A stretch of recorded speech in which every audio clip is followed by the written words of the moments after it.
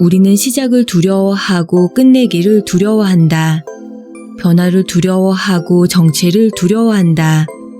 성공을 두려워하고 실패를 두려워한다. 삶을 두려워하고 죽음을 두려워한다. 그럴 때 마음먹기 달렸다고 말하곤 한다. 그래서인지 두려운 이유를 심리적으로 나약하기 때문이라고 믿기 쉽다. 하지만 우리가 두려움을 극복하지 못하는 것은 나약해서가 아니다. 나는 두려움을 학습의 문제라고 믿는다.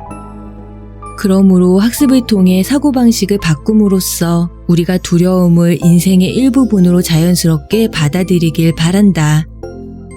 이제 당신이 두려움을 느끼더라도 나는 왜 이렇게 나약할까? 하고 자책하지 않았으면 한다. 나도 젊었을 때는 항상 두려움에 휩싸여 있었고 전혀 중요하지 않은 일에 인생을 낭비하며 살았다. 머릿속 악마는 속삭였다. 가만히 있어. 애쓴다고 달라지는 건 없어. 실패하면 후회만 남을 거야. 심리학 박사 학위도 악마를 해치우는데 도움이 되지 않았다. 마음 편히 잠드는 날이 손에 꼽을 정도였다. 어느 날 인생이 뜻대로 흘러가지 않는다는 생각에 짜증이 치밀어 올라 펑펑 울었다. 문득 거울에 비친 내 모습은 최악이었다. 빨갛게 충혈된 눈, 퉁퉁 부은 얼굴. 그거야말로 더더욱 내가 원하던 모습은 아니었다. 거울 속 나에게 말을 건넸다. 제발 그만해. 그만하라고. 신기하게도 그전까지 머릿속에서 날뛰던 악마의 속삭임이 잠잠해졌다. 부정적인 생각들도 차츰 누그러들기 시작했다. 놀라웠다. 나는 심리학자로서 이러한 변화가 나에게만 가능한 것인지 궁금했다. 뉴스쿨 사회학 연구소에서 실험해보기로 하고 두려움을 주제로 강의했다. 강의 제목은 두려움을 받아들이고 시도하라는 것이었다. 우리는 익숙하지 않은 영역에 발을 들이거나 새로운 방식으로 일에 뛰어들어야 할 때 두려움을 느끼죠. 두려움은 종종 우리를 아무것도 시도할 수 없게 만들어요. 이 문제를 해결하는 유일한 방법은 두려움을 있는 그대로 인정하고 어쨌든 시도하는 겁니다. 결과는 성공이었다. 수강생들은 단지 사고를 바꾸는 것만으로도 인생이 달라질 수 있다는데 놀라워했다. 나는 두려움을 심리치료 영역에서 학습 차원으로 끌어올리는데 성공했다. 이 책에서는 원하는 인생을 살아가는데 방해가 되는 두려움이라는 장벽에 대해 다루었다. 두려움의 실체를 깨닫고 그것을 극복하게 도와주는 여러 가지 법칙들도 다루었다. 이 책을 읽으며 곧 배우게 될 개념과 도구는 오랫동안 전 세계에서 활용되어 온 것들이다. 우리 인생 앞에 새로운 도전을 맞닥뜨릴 때 그저 이대로 실천만 하면 된다. 가장 취약하게 생각했던 자신의 단점이 가장 강한 부분으로 바뀔 것이다. 사랑할 수 있는 힘, 성공할 수 있는 힘, 각자의 방법으로 세상에 도움을 줄 수 있는 믿을 수 없을 정도로 강력한 힘에 스스로 놀라게 될 것이다. 우리는 언제든지 무기력, 고통, 절망의 세상에서 힘, 에너지, 활력의 세상으로 나아갈 수 있다. 우리가 한 걸음 더 나아가지 못하는 이유를 깨닫고 인생을 스스로 개척한다면 하루하루가 훨씬 행복할 것이다. 자신을 아름답게 만드는 이 여행에서 분명 신나고 보람을 느낄 것이다. 지금 이 순간 가장 중요한 첫걸음을 내딛길 바란다. 우리는 왜 두려워할까? 사실 어떤 두려움은 본능적으로 발달했으며 건강하고 위험을 예방해준다. 하지만 그 외의 두려움들은 우리가 무엇을 하든 주저하도록 가로막고 파괴적이며 건강에도 해롭다. 어린 시절 두발 자전거를 몹시 타고 싶었지만 어머니가 사주지 않았다. 자전거를 사달라고 조르면 돌아온 대답은 한결같았다. 엄마가 널 많이 사랑하는 거 알지? 엄마는 네가 다치는 걸 원치 않아. 당시에는 그 말을 이렇게 받아들였다. 네가 어떻게 두발 자전거를 탄다고 그러니? 지금은 그 말의 진짜 의미를 알게 되었다. 너한테 무슨 일이라도 생기면 난 어떡하니? 그렇게 나를 과잉보호했던 어머니가 큰 수술을 받고 코와 목에 튜브를 꽂은 채 중환자실에 입원했을 때였다. 나는 면회 시간이 끝나서 어머니 귀에 대고 사랑해요, 다시 올게요 라고 속삭였다. 문을 향해 걸어가는데 뒤에서 작고 힘없는 목소리가 들렸다. 어머니는 무슨 말을 했을까? 조심해라 였다. 중환자실에 누워있는 처지에서도 성인이 된 나에게 세상이 위험하다고 경고하셨다. 부모들이 아이들에게 조심하라는 말을 얼마나 많이 하는지 생각해보면 우리가 집 밖을 돌아다닌다는 사실이 신기할 지경이다.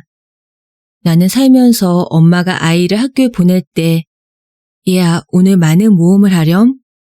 이렇게 당부하는 모습을 본 적이 없다. 모두 조심하라며 주의를 준다.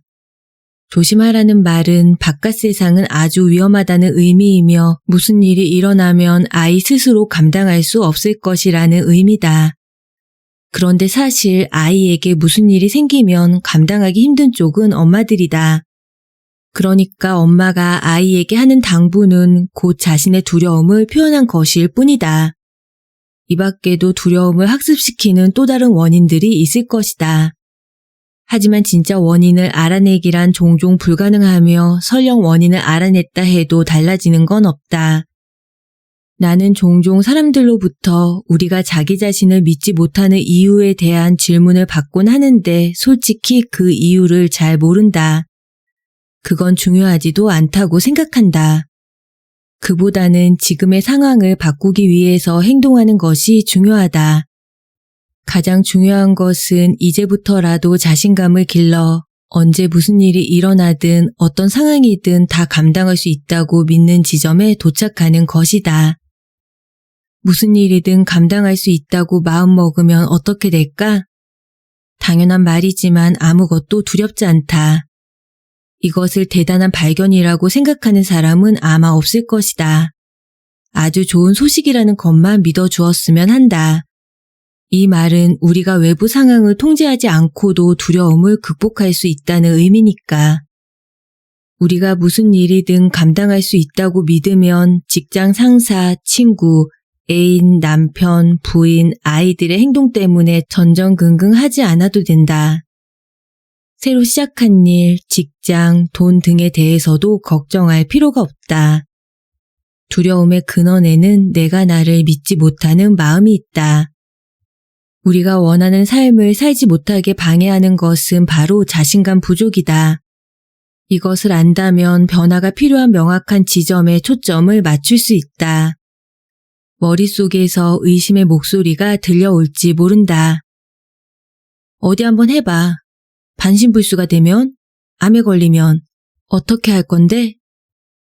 물론 불확실한 미래를 두려워하는 건 당연하다. 나도 한때는 그랬다. 하지만 이 책에 실린 방법들을 활용하면 당신 자신에 대한 믿음이 커질 것이다. 점차 자신감이 생기고 마침내 어떤 일이든 이겨낼 수 있다는 걸 알게 될 것이다. 이것만 기억하면 좋겠다. 우리는 생각보다 강하다는 것, 그리고 무슨 일이든 감당할 수 있다는 것. 두려움을 다스리지 않으면 더 두렵다. 나는 여러 워크숍과 세미나에 다니면서 두려움에 관한 진실을 깨닫고 크게 위안을 받았다. 우리는 익숙하지 않은 영역에 발을 들일 때마다 두려움을 경험한다. 예외는 없다. 뉴욕 시장이었던 에드코우의 기사를 읽은 기억이 난다. 내가 보기에 그는 두려움이라곤 없는 사람 같았다. 그런데 기사에서는 그가 잔뜩 겁을 먹었다고 했다. 공공 행사를 위해 브로드웨이 쇼 출연자들과 탭댄스를 배워야 했기 때문이었다. 믿기 어려웠다. 성난 군중과 맞서 싸웠고 수백만 명에게 영향을 미치는 중대한 결정을 내려왔으며 시장 선거에 출마해 많은 대중 앞에 섰던 그가 겨우 탭댄스 배우는 것을 두려워하고 있다니. 두려움에 관한 진실을 아는 사람이라면 이 이야기가 놀랍지만은 않을 것이다. 그에게 탭댄스는 자신을 시험하는 새로운 도전이었으므로 두려움을 느끼는 것이 당연했다.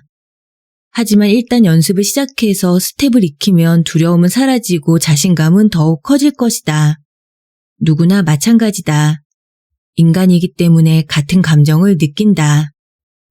우리는 신문, 잡지, 책, 텔레비전에서 위와 비슷한 사례를 많이 발견할 수 있다. 두려움에 관한 진실을 알기 전까지는 그런 이야기들을 접해도 공통점을 발견하기 어렵다. 그래서 유명 인사들을 우리와 다른 사람들이라고 생각한다. 하지만 절대 그렇지 않다. 그들은 지금 그 자리에 서기 위해 엄청난 두려움과 싸워야 했고 여전히 싸우고 있다. 두려움과 싸워 이긴 사람들은 이 책에서 말하려는 두렵더라도 할 일은 해야 한다는 메시지를 이미 알고 있을 것이다. 온갖 시련에도 좌절하지 않고 열심히 노력해 크게 성공한 한 친구는 어느 날 내 강의 제목을 듣고 고개를 끄덕이며 말했다. 맞아. 나는 늘 네가 말한 방식으로 살아온 것 같아. 매번 두려웠지만 그렇다고 원하는 것을 얻기 위해 필요한 모험을 포기한 적은 없어. 목표를 이루기 위해 해야 할 일을 한 거지. 만약 당신이 지금까지 두려움과 싸워 이긴 적이 없다면 아마 두려움에 관한 진실을 배우지 못했기 때문일 것이다. 또 두려움을 파란불이 아니라 빨간불로 해석해 사라지기만을 마냥 기다리고 있었을 테다. 이제 당신 스스로 만든 감옥에서 빠져나오기 위해 사고 전환이 필요한 때다. 사고 전환의 첫 단계는 두려움에 관한 진실이 우리의 일부가 될 때까지, 그래서 원하는 목표를 향해 나아가는 태도를 익힐 때까지 반복 훈련하는 것이다. 어떻게 용기를 낼까? 자신감 회복하기. 다람쥐 쳇바퀴 돌듯 판에 박힌 생활에서 헤어나오지 못하는 사람들이 있다. 오늘과 다른 내일을 살고 싶다면 어떻게 해야 할까? 새로운 무언가를 시도할 때 누구나 두려움을 느낀다. 그러나 어떤 사람은 두려움을 뿌리치고 앞으로 나아간다. 어떤 사람은 두려움에 사로잡혀 꼼짝도 못한다. 진짜 문제는 두려움 자체가 아니라 두려움을 대하는 방식이다. 선택, 에너지, 행동 같은 힘으로 두려움을 뿌리칠지, 무기력, 절망, 무능 같은 괴로움으로 두려움에 사로잡힐지, 선택은 각자의 몫이다. 다만 두려움을 극복하고 싶다면 괴로움에서 힘으로 나아가야 한다. 힘을 갖게 되면 두렵다는 사실은 문제되지 않는다. 힘을 회복하기 위한 자기 암시. 힘에는 다른 사람을 복종시키거나 지배하기 위한 권력 같은 부정적 의미도 있다. 그런데 내가 말하는 힘은 이것이 아니다. 우리가 주변 상황에 휘둘리지 않고 주변을 더 사랑하게 도와주는 힘이다. 우리를 보다 관대하고 따뜻한 사람이 되게 하는 내면의 힘을 이야기하는 것이다. 세상을 올바로 인식하게 해주는 힘, 성장을 위해 필요한 일들을 할 수 있게 해주는 힘, 기쁨과 만족을 주는 힘, 사랑하는 힘을 의미한다. 이러한 힘은 건강한 자기애에서 나온다. 이기심과는 다르다. 이기주의자는 스스로 힘을 느끼지 못하기 때문에 주변 사람을 통제하려고 애쓰지만 이 힘은 우리를 자유롭게 한다. 이 힘은 누군가를 원하는 대로 조종하는 것이 아니라 원하는 것을 스스로 하게 해준다. 이 힘이 없으면 마음의 평화가 오지 않으며 불안 속에서 살게 된다. 힘을 회복하기 위해 하루 3번, 아침, 점심, 저녁에 다음 문장을 마음속으로 말해보자. 나는 강하며 사랑받고 있다. 나는 강하며 사랑스럽다. 나는 강하며 강한 나를 사랑한다. 계속 반복하다 보면 힘과 사랑이 조화를 이루면서 편안하게 느껴질 것이다. 괴로움도 힘으로 바꿀 수 있다. 이제 우리가 일상에서 느끼는 괴로움을 힘으로 바꾸는 방법을 알아볼 차례다. 우선 다음과 같은 그림을 그려보자. 괴로움에서 힘으로. 대부분은 그림의 중간쯤 위치해 있을 것이다. 두려워서 아무것도 못하는 상태는 아니지만 그렇다고 힘으로 가득 찬 상태도 아니다. 당장 목표를 향해 돌진할 자세가 되어 있지 않다. 양손에 무거운 것을 잔뜩 짊어지고 끙끙대며 산에 올라가는 형국이다. 고대의 어느 현자는 이렇게 말했다. 우리 앞에 놓인 길은 평탄하다. 왜 스스로 앞길에 돌을 던지려고 하는가? 다음 단계를 따라하면 우리 앞에 놓인 돌을 치우는데 도움이 될 것이다. 1. 괴로움에서 힘으로 그림을 크게 그려 벽에 붙인다. 그림을 그리는 것만으로도 조금은 강해진 느낌이 들 것이다. 이미 행동하고 있으니까. 행동은 강력한 힘을 가지고 있다. 그림을 벽에 걸어두고 보면서 자신이 어떤 삶을 지향하고 있는지 떠올린다. 시작이 반이다. 그림을 걸어놓고 보는 것만으로도 충분한 동기부여가 될 것이다. 2. 삶의 무게로 힘겼다면 그림에 천사들이 날아다닐 수 있는 것은 스스로 가볍다고 생각하기 때문이다. 라는 말을 써둔다. 삶과 싸우지 않고 즐기며 사는 법을 배운다면 어깨에 짊어진 무거운 짐을 어느 정도 덜어낼 수 있을 것이다. 3. 당신이 지금 어디쯤 위치해 있는지 생각해보고 그 지점에 핀을 꽂아보자. 4. 매일 그림을 쳐다보며 자신에게 묻자. 나는 같은 장소에 머물러 있는가 아니면 움직이고 있는가? 그 답에 따라 핀을 움직인다.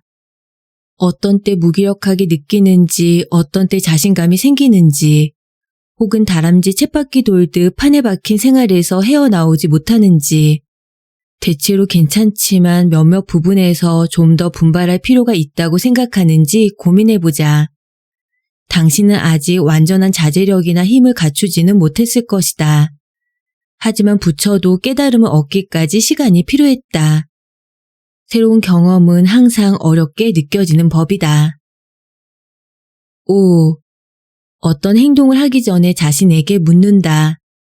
이 행동은 내가 힘을 향해 나아가는 데 도움이 되는가? 앞으로 가야 한다고 생각하고 있으면 어떤 상황에서도 적절한 결정을 내리는 데 도움이 된다. 이때 주의할 점이 있다. 일단 결정을 내린 뒤에는 힘들어도 후회하지 말아야 한다. 대신 어느 부분에서 책임을 회피하고 있는지 생각해보자. 다음번에는 다른 결정을 내릴 수 있다. 실수는 경험이다. 지난 일을 후회하는 건 역시 다른 괴로움 속에 나를 던지는 행위다. 6. 그림을 게임이라고 생각하며 가벼운 마음으로 즐기자. 만약 아이가 있다면 함께 도표를 만들어서 가족 게임으로 만들어도 좋다. 7. 그림을 응용해도 된다. 각 생활 영역마다 그림을 만들 수도 있다. 진정한 힘을 갖기 위해서는 1. 인간관계, 환경, 건강 등 생활의 모든 측면에 골고루 힘을 분배할 필요가 있다. 어떤 영역에서는 아주 뛰어나지만 어떤 영역에서는 취약한 사람들이 있다. 8. 그림에서 어느 쪽으로 얼마나 움직였는지는 각자 판단할 수밖에 없다. 누구도 대신해 줄 수 없다. 겉보기에는 변함없는 것 같아도 내면의 평화라는 측면에서 성장했을 수 있다. 그런데 내면의 평화와 성장은 전적으로 개인적인 느낌이다. 처음엔 어느 방향으로 가야 하는지 상기시켜주는 장치가 최대한 많이 필요하다. 힘에 초점을 맞추지 않으면 강해질 수 없다. 어떻게 해야 하는지 안다고 해서 그것을 할 수 있는 것은 아니다. 잠재의식은 들리는 대로 믿는다. 괴로움에서 힘으로 가기 위해서는 말도 신중하게 선택할 필요가 있다. 우리가 사용하는 말은 삶의 질에 엄청난 영향을 미친다. 어떤 말들은 파괴적이고 어떤 말들은 우리에게 힘을 준다. 의식적으로 기존에 쓰던 말들을 다음과 같이 바꿔 쓰자. 할 수 없다는 하지 않을 것이다 라고 바꾼다. 할 수 없다는 말은 우리를 무기력하게 만들지만 하지 않을 것이다 라는 말은 선택의 언어이다. 저녁 초대를 거절할 때 내일 회의 준비 때문에 갈 수 없어.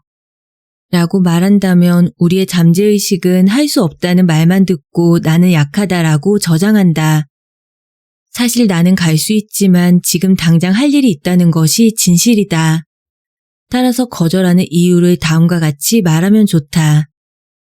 나도 가고 싶지만 내일 중요한 회의가 있어. 발표 준비를 완벽하게 해야 마음이 편할 것 같아. 다음 기회에 다시 초대해줘.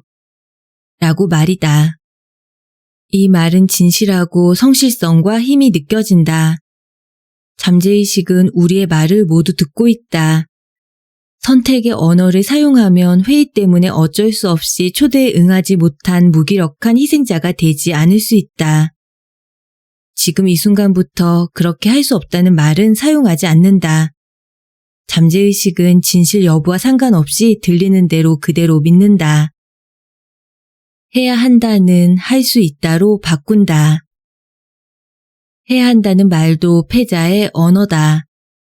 이 말은 우리에게 선택권이 없다는 의미를 함축하고 있다. 하지만 할 수 있다라는 말에서는 힘이 느껴진다. 어머니를 찾아뵐 수 있지만 오늘은 영화를 봐야겠어. 라고 말하면 나는 어머니를 만나거나 영화를 볼 수 있어. 오늘은 영화를 선택할래. 가 된다. 즉 어머니를 뵙는 일은 의무가 아닌 선택이 된다. 반면 해야 한다라는 말은 죄책감, 불안과 같은 소모적인 감정을 불러일으킨다. 그것은 내 탓이 아니야는 내 책임이야로 바꾼다. 그것은 내 잘못이 아니야. 라는 말은 자신이 무기력하다는 것을 인정하는 말이다. 우리에게는 무슨 일이 일어나든 책임지겠다는 자세가 필요하다. 병이 난 것은 내 잘못이 아니야. 직장을 잃은 것은 내 잘못이 아니야. 라고 생각하면 우리가 할 수 있는 일은 없다. 하지만 스스로 책임지겠다고 생각하면 어떤 변화가 필요한지 알 수 있다. 병이 난 것은 순전히 내 책임이야. 이런 일이 반복되지 않으려면 어떻게 해야 할까?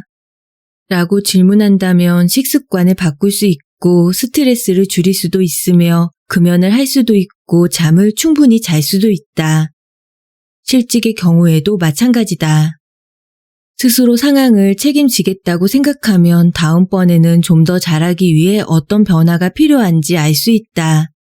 자기 관리를 잘할 수 있다는 뜻이다. 이렇게 자기 관리를 하게 되면 두려움은 줄어든다. 고민이 생겼다는 기회가 생겼다로 바꾼다. 고민이 생겼다는 말도 무기력하게 들린다. 대신 기회가 생겼다고 하면 성장을 위한 문이 열린다. 시련 속에서 선물을 볼 수 있다면 어려운 상황도 슬기롭게 헤쳐나갈 수 있을 것이다. 문제를 해결하고 앞으로 나아갈 때마다 점점 강해질 것이다. 그렇게 되기를 바란다는 그렇게 할 것이다 라고 바꾼다. 그렇게 되기를 바란다 라는 말 대신 그렇게 할 것이다 라고 말하면 힘을 느낄 수 있다. 예를 들어 나는 취직되기를 바란다 라는 말과 나는 취직할 것이다 라는 말이 주는 느낌은 분명히 다르다. 취직이 되기를 바란다고 생각하면 걱정하면서 잠을 못 이룰 것이다. 취직을 할 것이라고 생각하면 마음이 편안하다.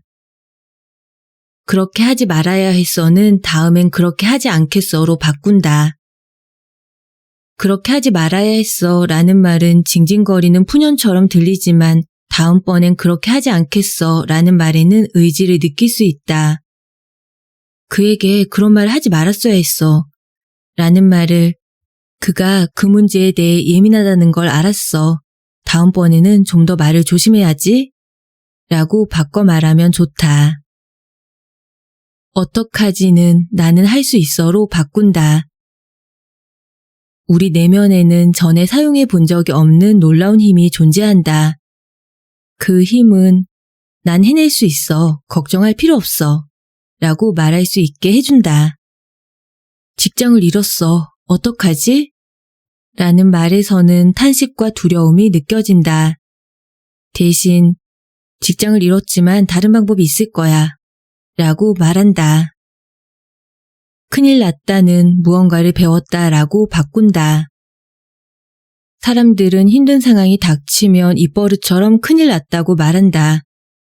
예를 들어 지갑을 잃어버렸어. 큰일 났어. 라는 식이다. 하지만 지갑을 잃어버린 것이 그렇게 큰일인가? 분명 불편한 일이긴 하지만 큰일은 아니다. 몸무게가 1kg이나 늘었어. 큰일이야. 역시 큰일은 아니다. 우리는 사소한 일에도 큰일 났다고 말하고 우리의 잠재의식은 그런 말을 들을 때마다 재난이 일어났다고 입력한다. 이제부터는 큰일 났다는 말을 뭔가를 배웠다는 말로 대체해보자. 나는 암을 극복하고 삶의 중요한 교훈들을 얻었다. 암에 걸렸던 경험은 나와 주변 사람들에 대해 많은 것들을 가르쳐 주었다. 무엇보다 내가 얼마나 많은 사랑을 받고 있는지 알게 되었다. 지금은 남편이 된 그에게서 여린 면을 보았고 우리의 사랑이 더 깊어졌다. 우리는 더 이상 서로를 당연하게 받아들이지 않고 감사하는 마음을 갖게 되었다. 또 여러 가지 면에서 긍정적으로 바뀌었다. 음식을 조심하게 되었다. 분노, 원망, 스트레스를 해소하는 법을 배웠다. 세상에 공헌할 기회도 생겼다. 유방절제술에 관해 쓴 글을 계기로 남편과 함께 텔레비전에 출연했다. 우리의 경험을 이야기함으로써 시청자들에게 희망을 주었다.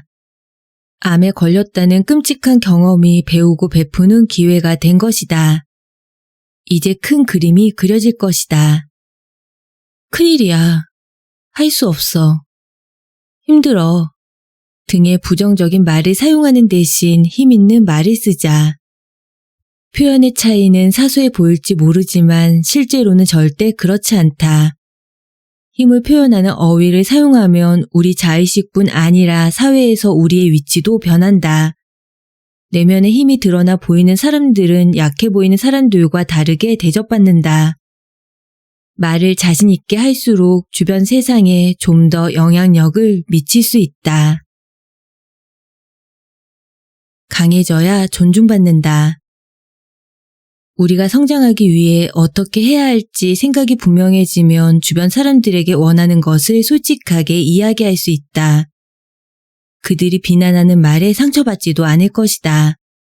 비난의 말을 들으면 그들을 꼭 안으면서 말해주자. 당신을 사랑하지만 나도 내 인생을 살아야 해요. 하소연이나 불평을 할 필요가 없다.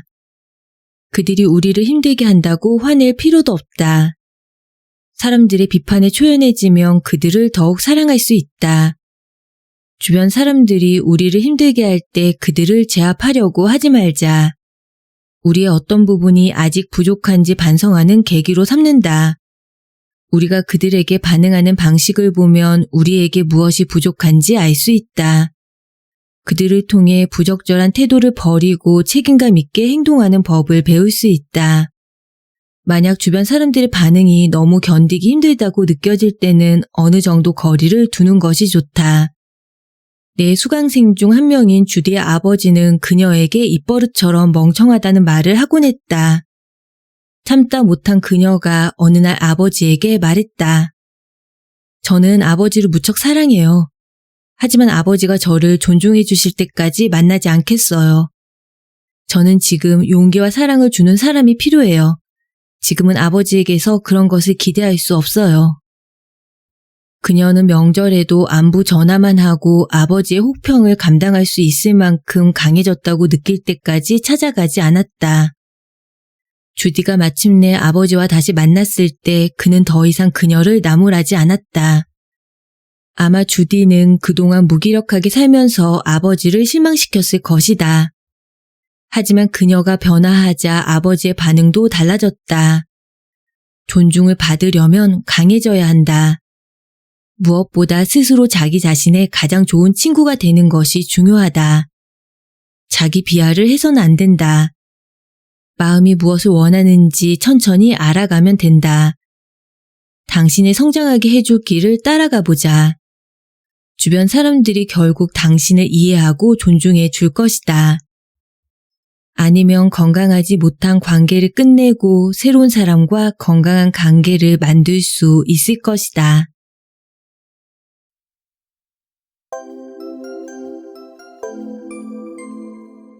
오늘 설의 책방에서는 수전 제퍼스 지음, 노지우 옮김, 마인드 빌딩 출판. 두려움을 용기로 바꿀 수만 있다면 이라는 부제가 붙은 자신감 수업과 함께 했습니다.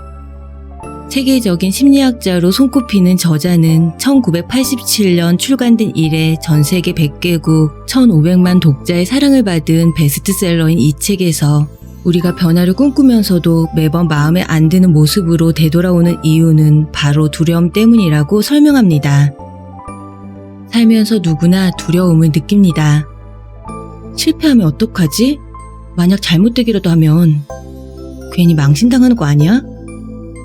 이런 식으로 두려움은 잠잠하다가도 중요한 순간마다 불쑥 되살아나 이를 그르칩니다.